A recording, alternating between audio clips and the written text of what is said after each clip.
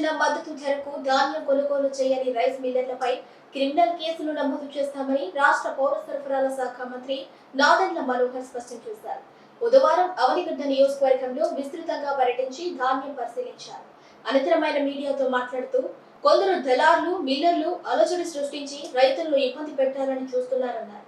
రాష్ట్ర ప్రభుత్వం రైతు సేవా కేంద్రాల ద్వారా ఇప్పటికే రాష్ట్రంలో 280 కోట్ల ధాన్యం కొనుగోలు చేశామన్నారు. కృష్ణా జిల్లాలో 1.24 వేల మెట్రిక్ టన్నుల ధాన్యం కొనుగోలు చేస్తున్నట్టు తెలిపారు. ధాన్యం విక్రయించిన రైతులకు 24 గంటల్లో 93% మందికి సొమ్ము చెల్లించినట్లు తెలిపారు.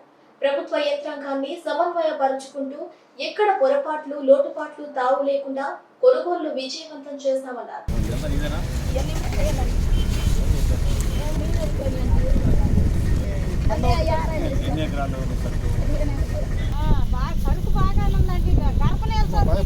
ఏం కావాలి ఇప్పుడు? ఏమంటారు?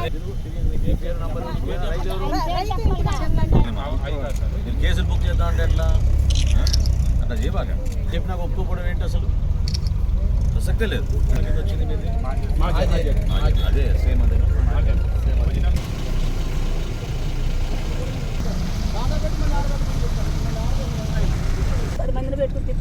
ఇక్కడ ఈ రోడ్ మీద 20 రోజులు ఉండాలి.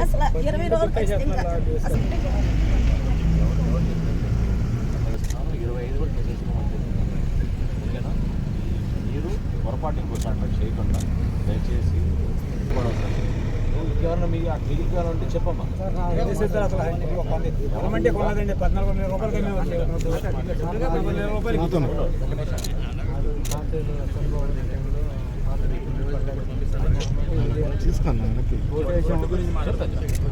చేస్తాను.